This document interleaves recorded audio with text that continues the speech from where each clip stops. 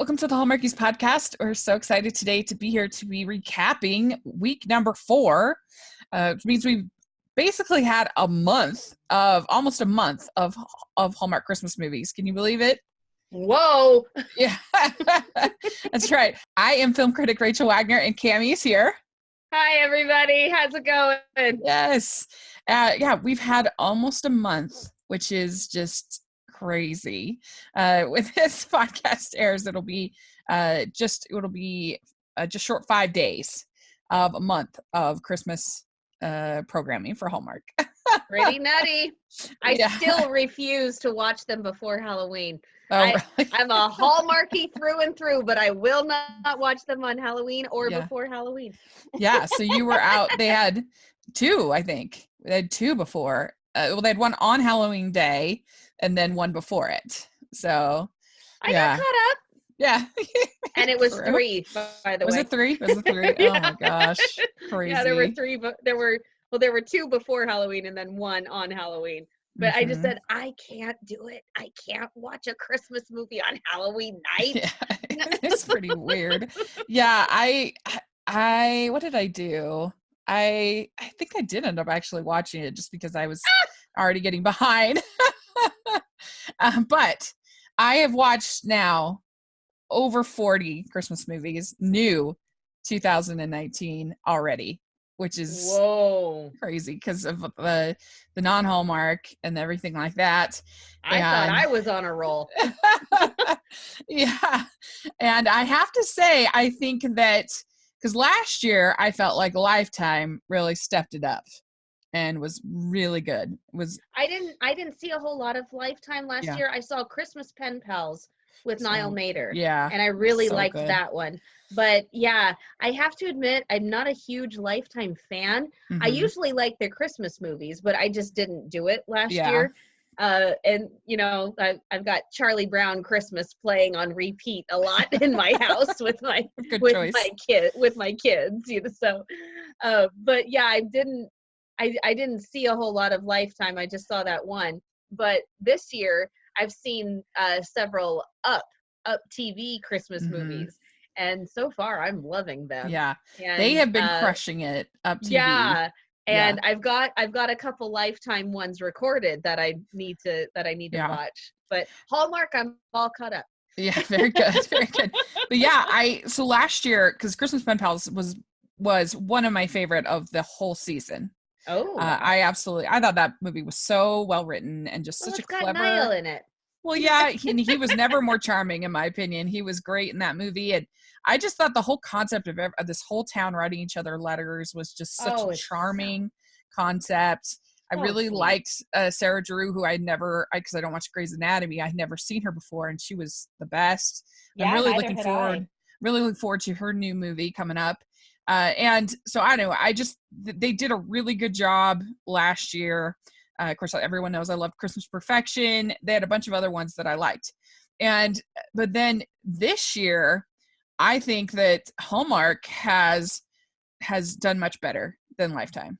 And I don't know why, what exactly has happened, but I don't know. I just feel like there's been very few misses for me so far. I really didn't like the Merry Christmas match. That was a miss for me. I was probably 60-40 or 70-30 on that one, but the larger percentage was a miss. Yeah.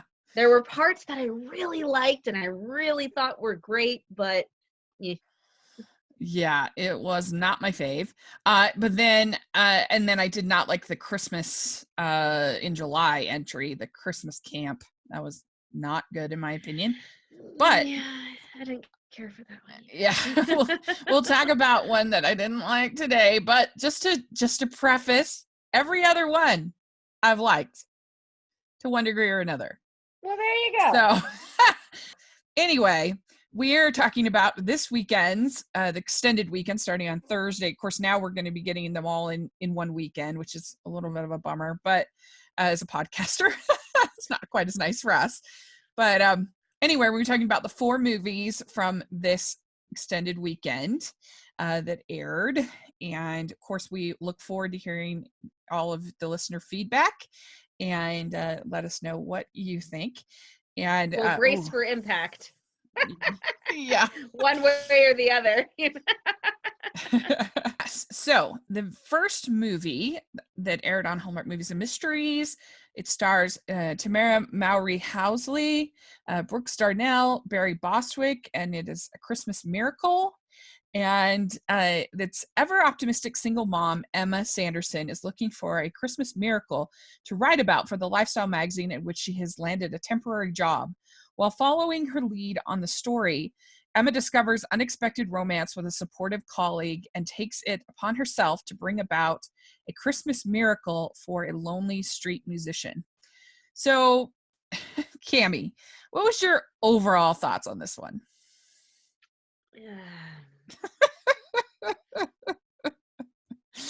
Yeah. Extended sigh. That's her overall thoughts. We're only doing audio, but if you guys could see my face right now, I have a very tortured smile. With you Hardys out there, you know, the smile that Elizabeth would do in season 1 when she's dealing with Rosemary, that full frontal teeth thing. That's what I'm doing right now. Yeah, so I was bored. Yeah, it was bored. I was bored, and I hate saying that because I love Tamara and I love Barry Bostwick, and I thought that the premise was sweet, but I was bored. Yeah. So I say this outright. It took me 4 days to watch this. I kept falling asleep because it was so dull to me, and I wasn't even that tired. And I found this, and you know, I was thinking that I don't think it's any of the cast's problem. I think the cast was all fine. You just can't make board meeting after board meeting after board meeting interesting. I'm sorry. They're not interesting in real life when you have to go to them. They're not interesting in Hallmark movies. And you know, I was thinking a lot about this recent movie that you and I both saw with the Christmas jars. Yeah. So that it was also about a journalist, and the scenes in the newsroom, I guess, for lack of a better word, were absurd. Like there was no realism at all. And were they ever? But I would take that a million times over what we saw here, because at least I felt like that movie knew that it was sort of ridiculous. They were doing it on purpose. Yeah, like he was like, especially her boss was way over the top and silly. He was a caricature boss. Yeah, and like her work colleagues were kind of funny and trying to be silly, and sometimes it worked out better than other times. But rather than this, everything was taken very seriously. There was no attempt at humor within the office, I didn't feel, and it was just like, it felt completely absurd, completely ridiculous. This is not how, I mean, I've just done a little bit of freelancing for the Deseret News, and this is not how this is all done. And so it was just, because there was no attempt to be funny or to just enjoy it at all. It was just so dull. And I don't know. I just couldn't get past the boardroom meetings. It was brutal. Well, and it was slow paced too. Yeah. Not only was there board meeting after board meeting, but just this discovery and this it was very slow paced. Let me ask you something. Yeah. Did the chemistry click with you between the two of them?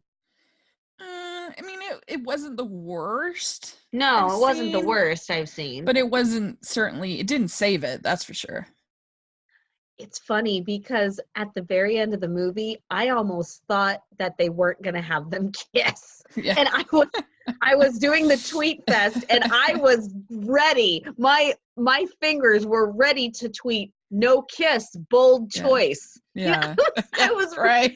Because I did not feel the kiss coming on at all. And I honestly thought that he was not going to kiss her. Yeah. Like, I mean, again, to compare it to the Christmas jars, where there was all that boardroom stuff and newsroom stuff, there was definite chemistry between her, and granted he wasn't in the newsroom himself, but there was more chemistry between her and her colleagues than there was like just friend chemistry between those. And it just, I mean, I don't think it was necessarily the actor's fault. It's just the script didn't give them enough to be interesting people, to feel connected, to feel, I mean, there was, I don't know it. And like whenever they were together, it feels like almost always her son was there, which I think was sweet, but it doesn't make for heat. Yeah. So yeah, absolutely. I mean, I think that Barry Bostwick was the best part of the movie, but since he is been in a lot this season, he was in a movie for Lifetime. I can't think of it all anymore. Well, while you're thinking about it, Postables are gonna love him because he's on Signed, Sealed, Delivered as Rita's dad. Oh, that's right. I forgot about that. Yeah. That's why you got me. Yeah, he's delightful. He was also played in there's this little film called Santa Girl, which you can watch on Netflix. We talked about it in the Netflix and Disney Plus episode we just did. It's called Santa Girl, and it was all done by students. Like everything was all done by students of Shenandoah University, like the costumes, the lighting, everything. So it had and he plays Santa in the movie. It's about Santa's daughter, and it had was it decent? Was it? Like, was it decent? I think so. It's very low budget. So you'd have to set your expectations accordingly. But there was an energy to it. There was a fun to it. The story was cute, I thought. So I enjoyed it. But, if you're expecting Hallmark level of like slickness, it's not there. But right.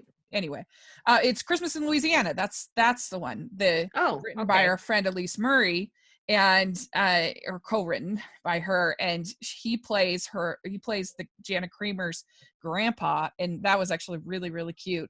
And so he's in that, and he's also in Santa Girl. So I feel like I've gotten a lot of Barry Bostwick this month. So I'm less like, I don't know. It was just kind of like, well, I know how he can be used right. And but he was the best part about the movie. His plot with his daughter was sweet enough. Now I will say that the ending, I was in tears. Yeah. That was a beautiful ending. So I didn't care for the movie as a whole. Yeah. But that ending, it caught my attention and I started crying. Yeah. So yeah, it was definitely the best part about the movie. Yeah. I mean, hearing the violin and the fact that you didn't see her right away. I love that. I went to a Josh Groban concert once, and he's my favorite singer. Mm-hmm. So this was, you can imagine my excitement. I was just, ooh. Yeah. And on the stage, there was a backdrop with clouds. It was all clouds. And so the lights go down, it's completely dark, and then the lights on the stage come up only on the backdrop, and it's got kind of sunset colors.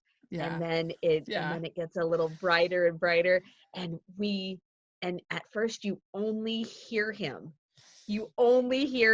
and then about the second or third phrase of the song, he rises up on this rising platform, and there he comes up to the microphone, and we all just went crazy. Yeah. So I mean, there is a power in hearing something first, and not showing it right away. There is a huge power in hearing something first. And so hearing Silent Night, the first song that he taught her, on the violin as she walked up, and just that tiny little smile, that it was beautiful. It was that good.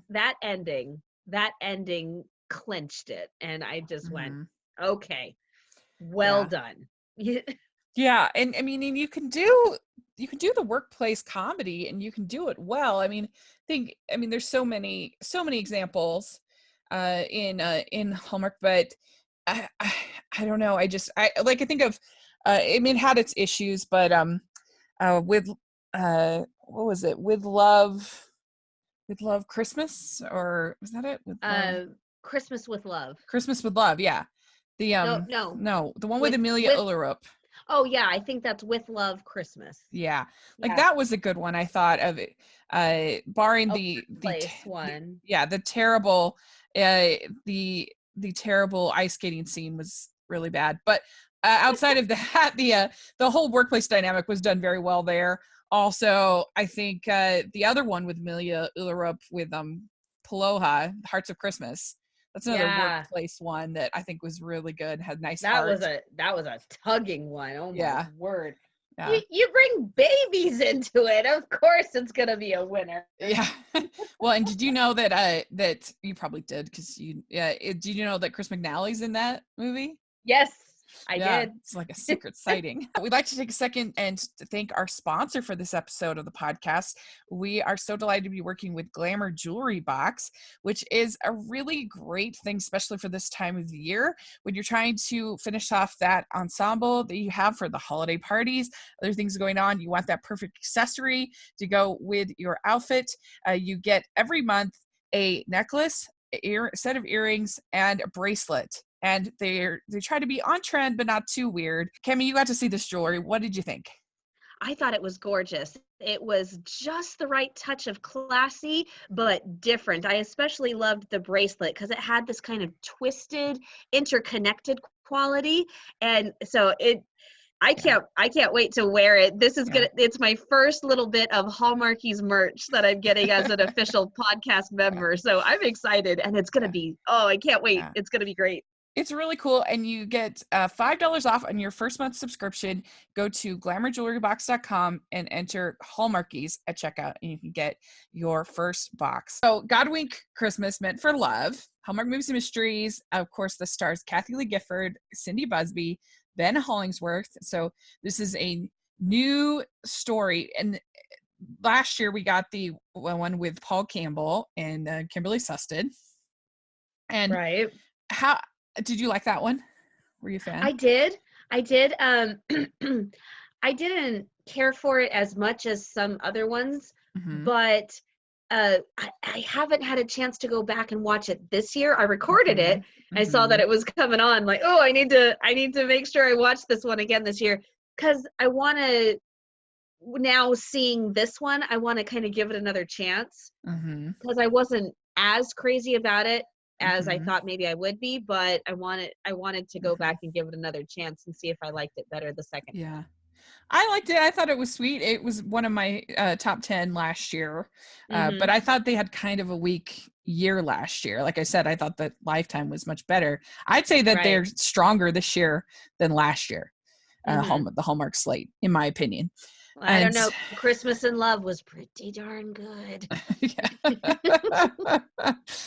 That was my favorite last year. Was it? Yeah. Oh yeah. Come on, who you talking to? Yeah. So anyway, I enjoyed it. I thought it was cute. I liked it had some really nice moments, and I thought Kathy Lee did a lot better than I expected her to do. And so now we have the second one, and it's multiple coincidences and a chance meeting bring Alice and Jack, two strangers from very different family backgrounds, together for a weekend wedding celebration. Encouraged by her family led by mom Olga, Alice slowly lets go of her reservations about meeting someone new following a failed long-distance relationship. Meanwhile, more and more Godwinks, those coincidences that aren't really coincidences at all, bring Alice and Jack closer as each attempts to balance the newfound attraction with their complicated professional lives. So, one question I have for you, Cami, is, do you think that since they are naming these Godwinks, of course, that's the name of the book and the whole concept and everything, do you think that they should just embrace and make them full-on faith-based films? That's a good question. Part of me would say yes, because I'm very faith-based myself. But on the other hand, I actually thought about this.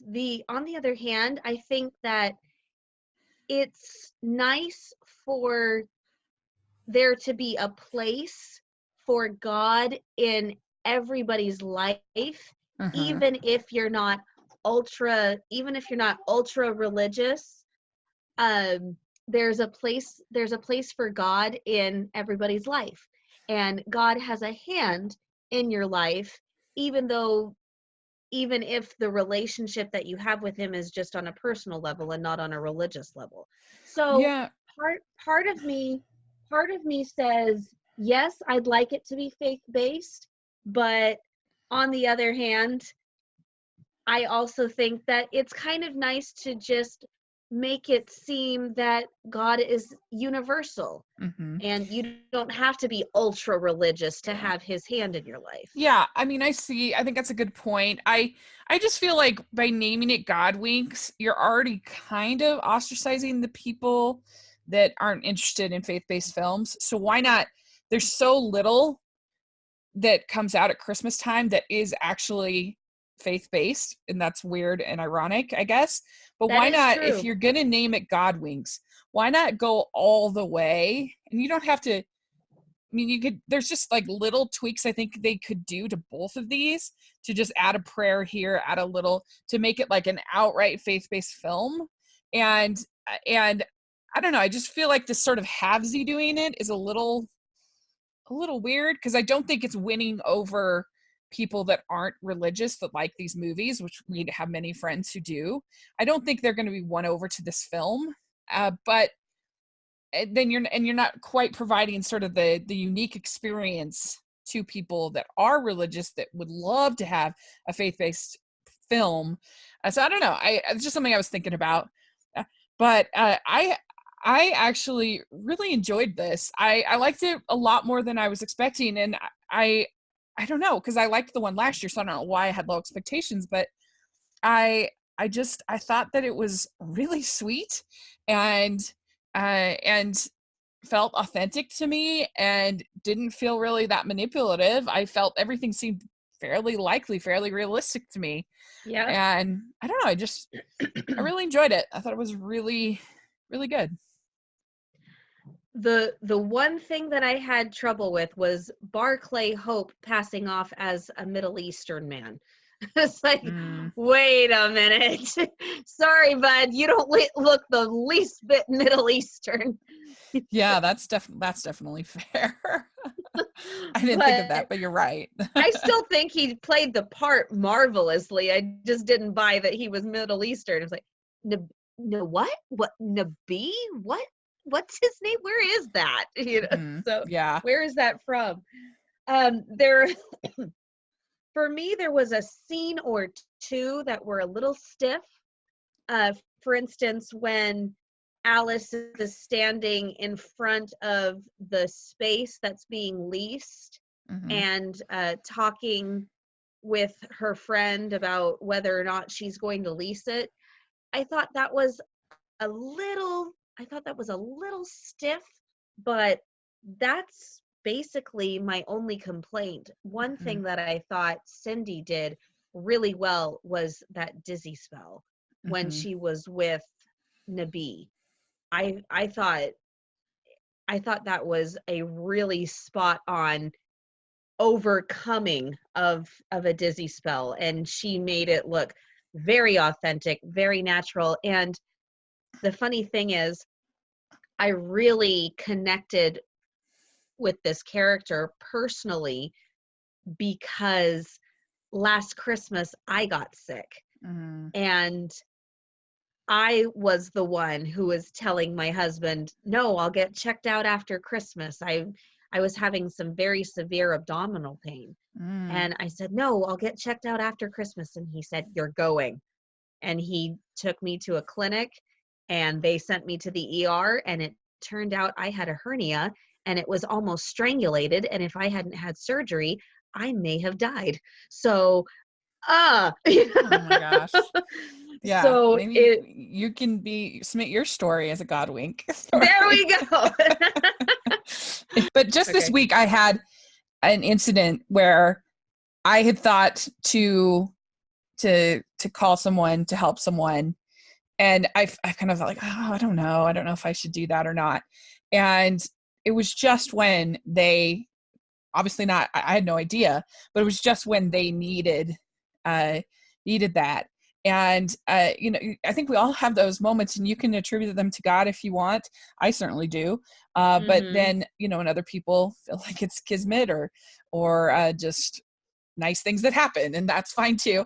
But I think all of us have those instances where whatever we believe in brings us together at just the right moment to help somebody.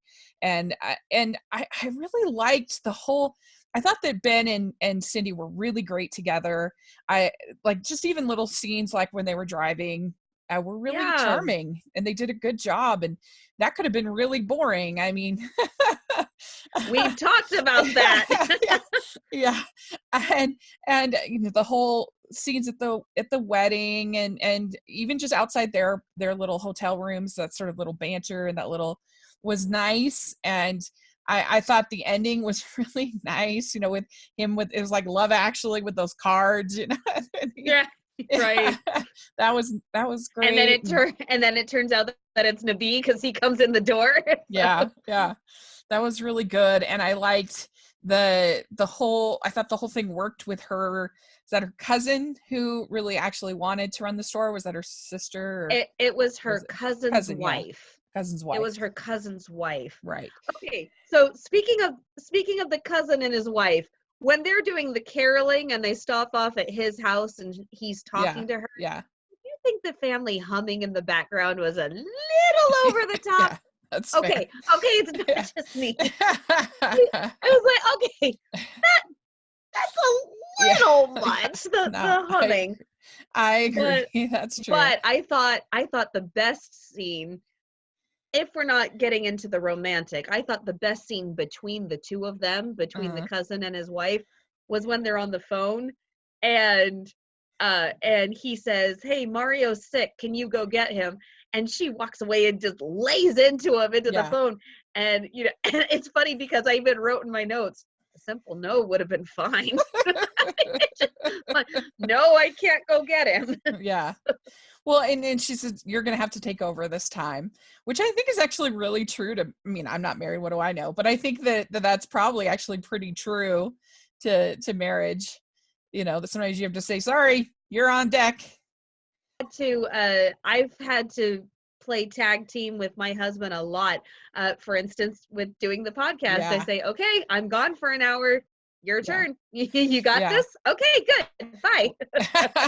Which I really admire. I think that's amazing. That's a strong marriage to me. I really admire that. And it's good. It's good. Yeah. And it's really good that the child rearing and the child caring is not laid on one parent all the time. Right. And so, it's good for kids to get to know both parents on that kind of level. Well, and he was really respectful of her dreams and her desires to, to run the store. And I never felt any real resistance on that level, which was nice. And no, I think he was just clueless. Yeah. But I think he was just a little clueless. But I did think Cindy was really good at portraying the shakes, or I don't know what the proper term is for multiple sclerosis. Tremor. Okay. Mm-hmm. The tremor. I thought she did a really good job with that. And I don't know, I could see why, because sometimes when our leads are usually there's some kind of lie, like, how could you lie to me about, and then they're separated for a time, which I hate that. And it can feel so artificial. Like, just have a 5-minute conversation and it'll all be fine. Right. But in this case, like, I totally could understand why she would just kind of feel like this relationship is just starting. Why would you want to start a relationship with somebody? Obviously it's a wrong thought, but I can see why she would think that. Of why would you want to start a relationship with somebody who's sick? Yeah. So I thought it made sense. And I mean, I still don't buy Kathy Lee Gifford as someone named Olga. I'll never buy that. But I thought she did a good job again. She's, I mean, for someone who's like a host. I think she's pretty decent. Speaking of names, what was Ben's name? Jack? Jack! Yeah, Jack. It seems to be Hallmark's favorite name. There's a Jack in every movie almost. It's so funny. That is funny. So funny because I hear the name Jack. I'm like, oh, there it is again. Jack, there it is again. You know? Right. I think someone's husband has got to be named Jack because is it Michelle Vickery's? Maybe, I don't know. But I do have to say the poster for this movie was absolutely atrocious. It looked like Kathy Lee Gifford was like an angel, like up there in the corner. Yeah, it looked so bad, so bad. But I did really enjoy it, and I'd give it. Did you love the fact that it was based on a true story? Yeah, it does make it better. There's no doubt. It totally makes it better. Go ahead. I interrupted you. No, I mean, and just seeing the picture at the end, and it makes everything feel more authentic. The fact that it's based on a true story, for sure. I thought the banter was so clever and quick. Yeah. It was really, really quick and that was something that I thought was very natural. I loved the feeling of the family. I thought that they had a really great rapport. It did not feel artificial at all. And one of the things that I really loved was the stepfather, played by Tom Butler. I've loved him since the 90s. I saw him in an early Hallmark film called Ronnie and Julie. Hallmark did this whole thing where they took famous stories and made them into modern teenage films. So they took Romeo and Juliet and they did Ronnie and Julie. I haven't even heard of that. And they took Robin Hood and they did Robin of Locksley. And they took Annie Oakley and turned it to Annie O. And so it was a great series that they did. But Tom Butler played Julie's dad in Ronnie and Julie, and he did it so well. And I've loved him ever since. That movie was my introduction to Garwin Sanford as well. Interesting. But so every time I see Tom Butler now, I just think, oh, there he is. There's still. But when Alice and Mom are talking about her setting Alice up, and Olga says, "What kind of mother would do that?" And Edgar, Tom Butler's character, just walks past and says, "You every 3 or 4 months?" Well, so I'm right on schedule. You know, it was just fun. Yeah, you know, it was fun. Cute. It was quick. It was natural, and I just thought. Yeah, and I love Ben. I love Ben. Every character that he has ever played, I have just adored. Yeah. So I thought, once again, he did amazingly, and he really uses that amazing and natural charm to just make all of us fall in love with all of his characters. If he had just been clean shaven, I would have fallen completely in love with him. I just don't like scruff. That's just me. Yeah. I'm going to say I'm not a huge fan. I'm definitely team clean shaven as well. But I give this 4 crowns. I really liked it. I thought it was very sweet. So what would you give it? Oh, I'd probably give it 4 as well. Yeah. I'm going to give it 4. Well, let us know in the comment section what you think about this whole discussion we had about should they just make them all out faith-based films, or do you like this sort of balance that they have created? I'm curious to know people's thoughts on that, because I haven't decided. I just think it's an interesting discussion to have. So, all right. Well, let's talk about Christmas Under the Stars. This is our reteaming of Jesse Metcalfe and Autumn Reeser from Country Wedding. But Christmas Under the Stars, this is on Hallmark movie channel, regular Hallmark channel. And it also starred Clark Peters And it's when Nick, a career-focused investment banker, is fired from his high-powered firm at Christmas time. He takes a job at a Christmas tree lot owned by a warm-hearted widower. There he meets Julie, an astronomy teacher who's always looked to the stars for hope. As the Christmas spirit washes over him and he begins falling for Julie, the once self-centered Nick discovers the joy of helping others. When he learns that Julie and the tree lot owner are facing hard times, Nick strives to end their troubles in time for them all to share a Christmas under the stars. So,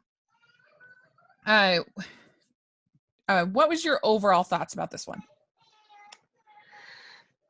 My overall was that it was a sweet enough story, and it was nice, and it was good, and there were lots of parts that were well done, but it just didn't have that oomph. Mm-hmm. There was something missing. There was something missing under the surface there. And I don't know exactly what it was, but the chemistry between Autumn and Jesse was so strong in a country wedding that it seemed a little held back in this one. I thought he was great with the kid. I thought that Clark Peters was very endearing and sweet and charming.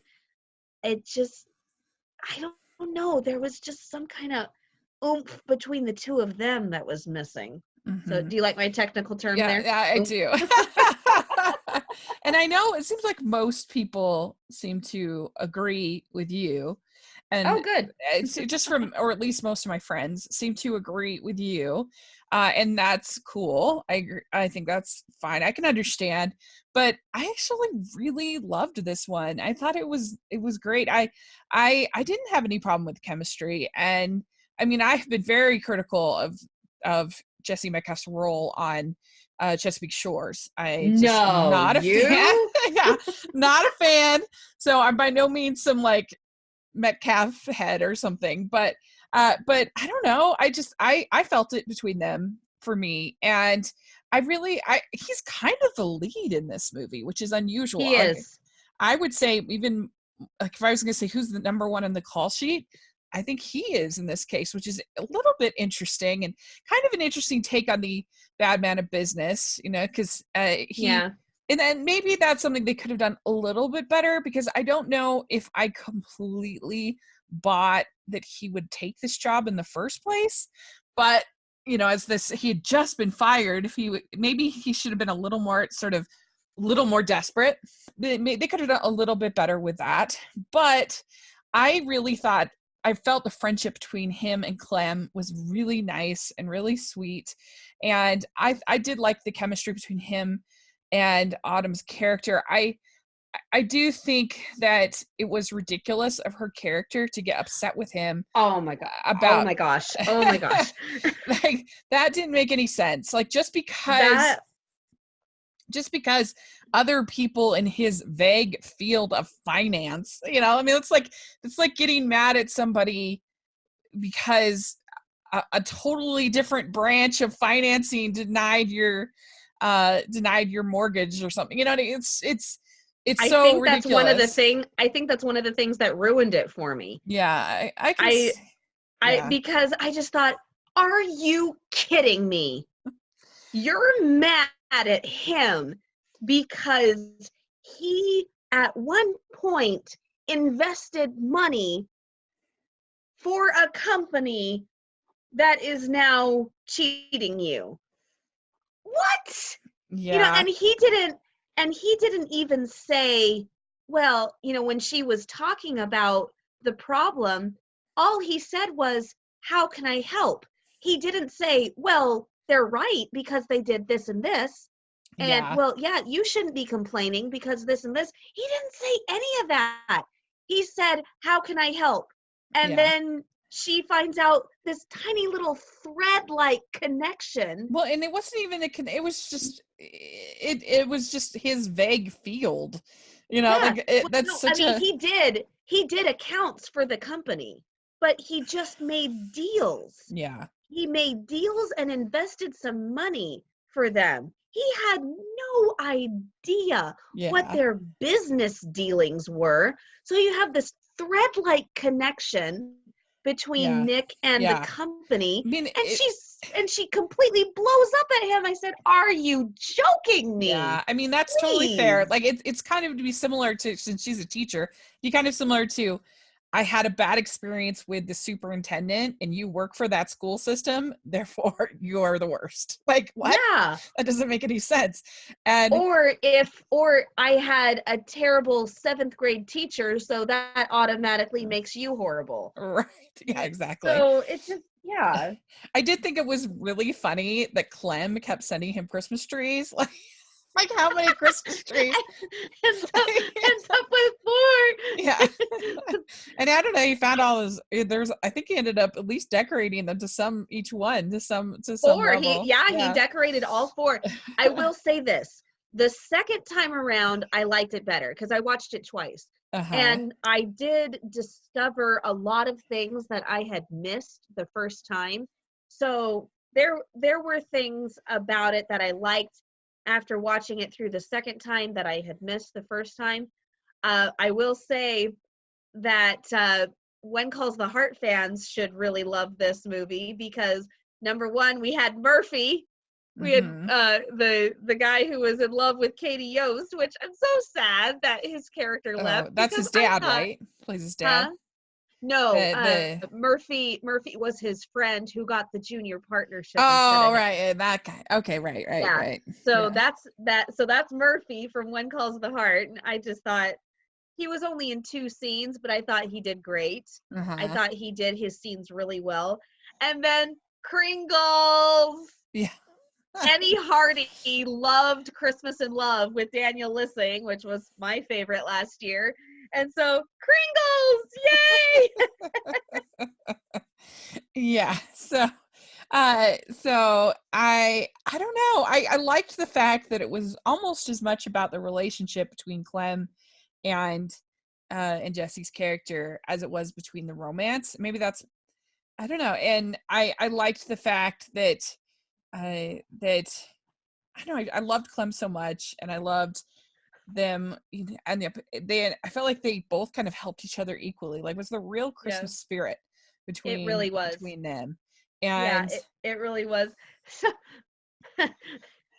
Clem's face when he's talking about when they eloped to Nick, oh and Nick yeah. says, "Why didn't you just sleep in the car? Why didn't you just sleep in the car?" Yeah, And that's true. Clem's face just, okay. And then he says, "If I have to explain that to you, you haven't a romantic bone in your body." That's Oh my funny. word. Yeah. That was so funny. I was dying laughing. And that was one thing, despite the fact that I just think it needed a little extra shove in a Uh-huh. couple of departments, the wit was Yeah. there. Yeah. And there were some very cute moments. The whole conversation about the being demoted to marshmallows Yeah, that was when good. Nick first meets Julie and Matt. Like, wait, I thought I was in charge of hot chocolate. Well, you've been demoted to marshmallows. Well, then I quit. It's fun. That's a good It's point. Yeah. fun. It's natural. It's back and forth. It's what you do when there's a kid around. Yeah.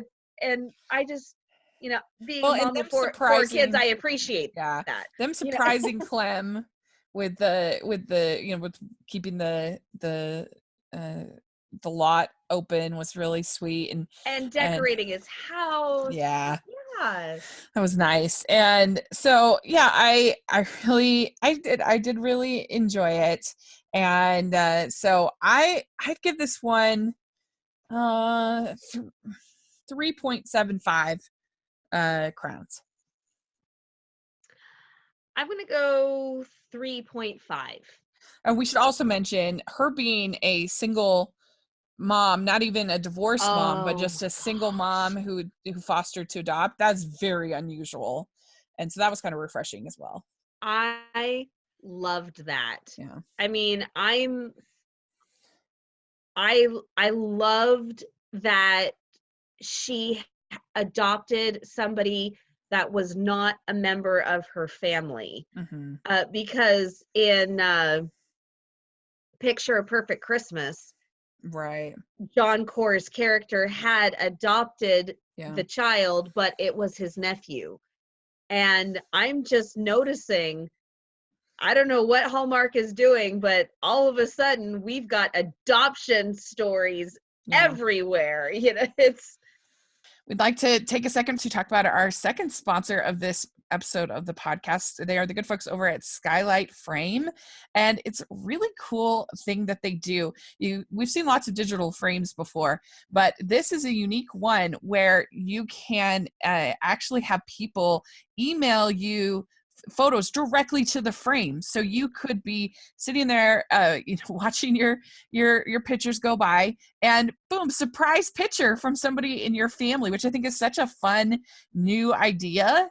And you don't even need any kind of USB port or anything like that to add photos. It's can be done all digitally from your phone, from your computer, all that stuff, which is really cool.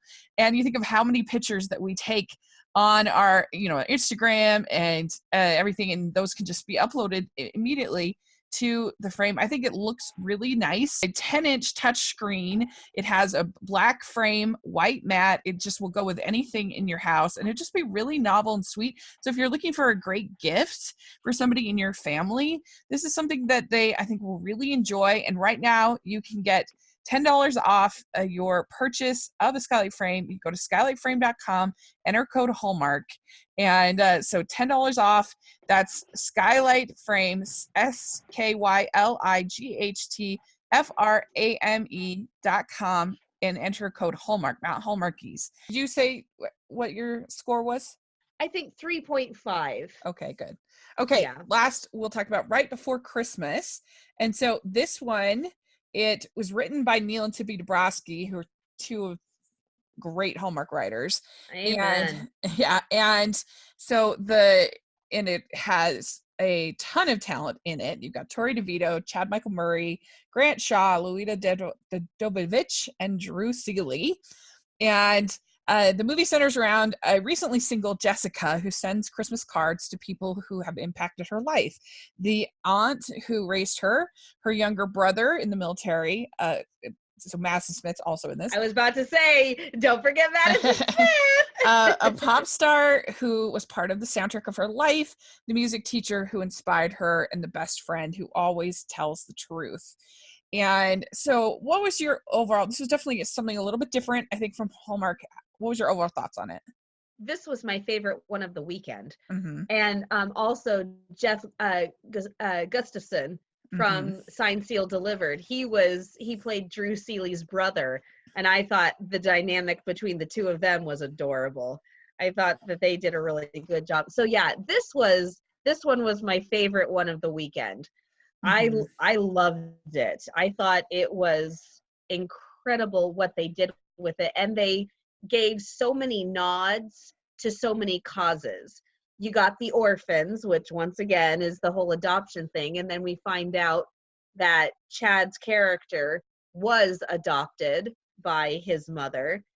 And we've got the military, which is so important to recognize and acknowledge how important they are in our lives. And then you've got the written word, which can mean so much in this day of tweets and whatever.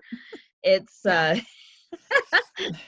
know that's terrible for a podcaster to say, but yeah, tread lightly there.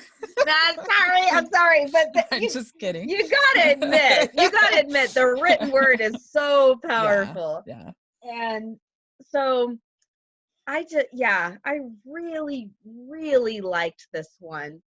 It was like you said, it was different. Yeah. You know, it was different. It wasn't your typical love story. Yeah, So I also agree. Yeah, I mean, I have little nitpicks here and there. I thought that Chad Michael Murray's character was a little clingy and kind of weird at first. I was like, this is a little Hallmark horror for me at first. Like, I don't know. And she's even like, I've got my pepper spray, you know, kind of a thing. And I'm like, I don't know. He was just a little lingering, I think, at certain points. Like, uh, and then I also felt like the Drew Seeley plot, it, I don't know. To me, it felt a little bit like the whole like brother thing felt really awkward to me, and I, I, I don't know. I still like the movie a lot, but those would be my two. To me, there was just something that was a little awkward to me about that storyline, and I do think that it's just because you're dealing with a TV movie, and and you don't have the time that you have in something like Love Actually. Uh, some parts felt a little rushed, but so those would be my little nitpicks. But overall, I thought it was really romantic and really sweet. And the main plot line with Tori and Chad Michael Murray was a lot of swoon-worthy moments, and it was really nice. And I also really liked the whole plot with her aunt and that dog. That was really sweet. I really enjoyed that. what my Yeah. my nitpick, if we're going to do nitpicks, what Christmas guru dates a bah humbug? You know what I mean? Yeah, It's that's it's true. funny. It's funny because that guy who played her ex-boyfriend, he was Sir Lionel, who ends up marrying Elizabeth's older sister Viola, sorry, Uh-huh. on One Calls the Heart. And I just thought it was funny. He's playing the same stuffed shirt, you know. he, Yeah. he was a stuffed shirt in One Calls the Heart. Now he's another stuffed shirt. Yeah, I But didn't really seriously, what understand. Christmas guru would date somebody who hates Christmas? Well, they said Really? they'd only been dating for 3 months. I And so know, they but had never experienced a still, Christmas I together. So okay, maybe that's okay. part of it. That's fair. But That's fair. the thing is that I didn't understand why they kept bringing up that he's an optometrist. I don't really understand why that's funny, because he's just got a job. Like, I don't really get why that was, because it wasn't like the character was like, oh yeah, I'm an optometrist, I'm a doctor or whatever. He literally corrected every single time anybody said anything like that. So I thought that was sort of a weird joke. I didn't really get it, why that was repeated multiple times throughout the movie. Oh, he's not a doctor. What? It was weird to me. Yeah, it was a little weird. I think it was just kind of poking it at him, because he Mm-hmm. was being a jerk. Like, and the waiter called him doctor, and so Yeah. he's not a doctor. He's an optometrist. And Yeah, it's an she optometrist. was mad. I will say this. I was watching this movie and I called 2 lines Mm-hmm. verbatim. So it was just a fun little moment for me.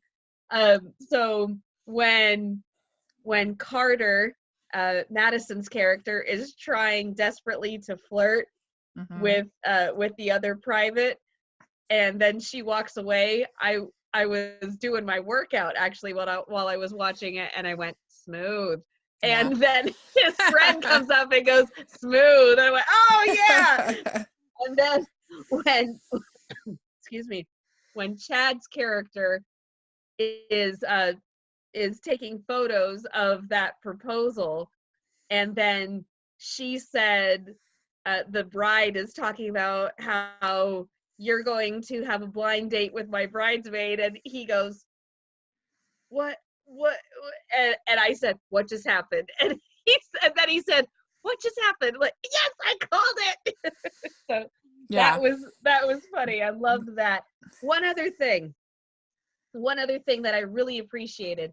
So I don't know how familiar you are with theater terms, Uh-huh. but there's a blocking term called a countercross, Uh-huh. where the actors basically switch places and they Mm-hmm. try to make it look natural. And in several shows and movies lately, I've noticed some really awkward counter crosses that says, "Oh, the director told me to move, so I'm moving." Like, ah! Mm-hmm. And it really bothers me as an actor. But this, but in here, it was when Tori's character and the ex-boyfriend are talking when he comes in to the music shop to try to get another chance with Mm-hmm. her. And they and she picks something up to go put it on the shelf, and he kind of walks around her trying to think of how best to start the conversation. And I just went, "Oh, that was good. That Mm-hmm. was a very fluid movement." Yeah. So yeah, So I appreciated that. So, yeah, I mean, of the multiple storylines, I really liked Carter and Angie, I think was the name of the private. But I the believe so, yeah. Madison Smith and the private, I thought was very sweet and very well done. And also kind of, I felt like the the the very honest about like their insecurities about so many different things. Like they felt like very honest characters. And then I Yeah. also really liked, like I said, her aunt and the Grant Shaw and character and the dog and everything. That was really Yeah. cute. I thought that really worked. I really liked Tori and Chad in their role. Like at first it started kind of weird for me, but then I totally bought it. I loved the fake kissing scene. That was great. I An really hour 9 minutes in. yeah. The first kiss was an hour and 9 minutes in. I took note. Yeah, and I liked her BFF at the store. I thought that was fun. That Yeah. was a nice BFF character. And the only thing that I like I said I didn't like the boy band plot. That to me was awkward and just I didn't care for it. But other than I that, thought it was I think cute. I think it worked for me, and so I really enjoyed it. I give it 4 crowns. I'm gonna give it 4.6. Very good. Maybe even 4.7. There was very little that was wrong with it. One thing I have to say, when Carter is using German to try to flirt with Angie, my my friends in college and I, my sophomore year, one of my friends was an exchange student in Germany, so she spoke Uh-huh. German, and then another one of my friends spoke French really well. And we had this joke that if my friend who spoke German said the most loving thing possible to in German, that it would still sound like she was shouting at them. But if the guy said the ugliest, most hateful thing to somebody in French, it would still sound like he was asking her out. When when he was trying to flirt with German, it just made me laugh because Yeah. because flirting with German, it's not exactly a romantic language, so it's not going to work. But the oranges that he made into a snowman, very smooth move, very smooth. Yeah. So, all right. Well, good. So we did ask our Twitter handle. Make sure you're following us at Hallmarkies Pod on Twitter. We asked people to vote of which of the 4 that they preferred. And they said actually Christmas Under the Stars, 44%. So Mandy Oh, victory right before Christmas at 29 and God Winks at 21. So there you go. We have some comments because I asked them to explain why.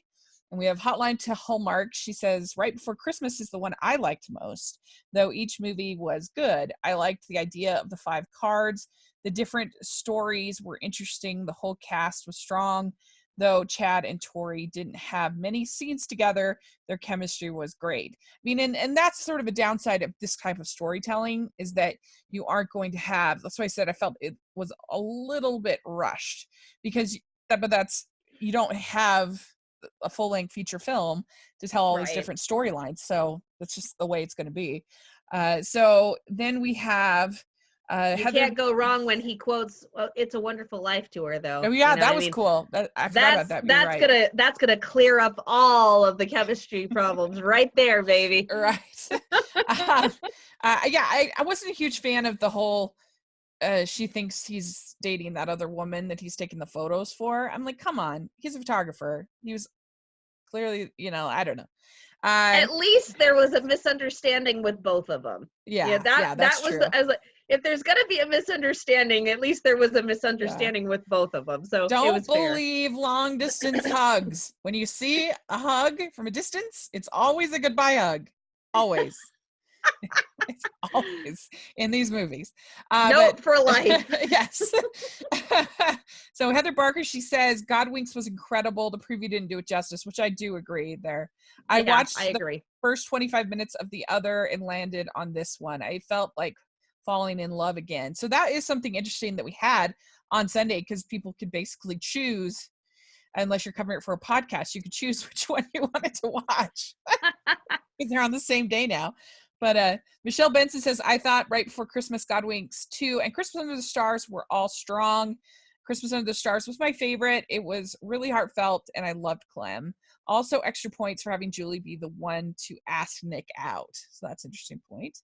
Yes, we didn't cover that. I thought that scene was done very well.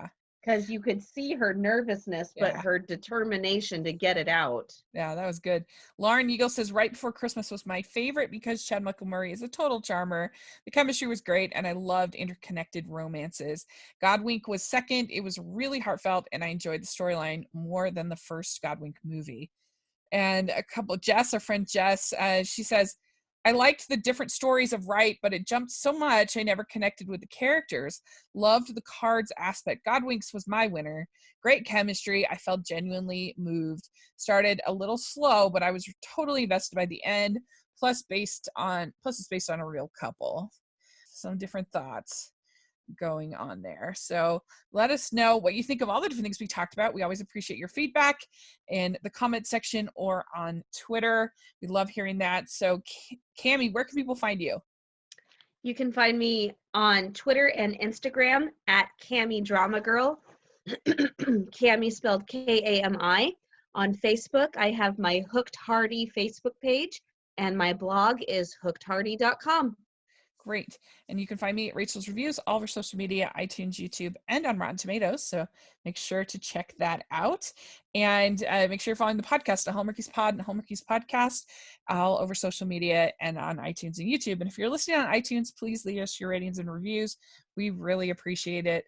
And if you're listening on YouTube, please give us a thumbs up and subscribe to the channel and consider becoming a patron. Today was Thank Your Patrons Day. And so we want to make sure to shout out that we are so grateful for every single one of our patrons.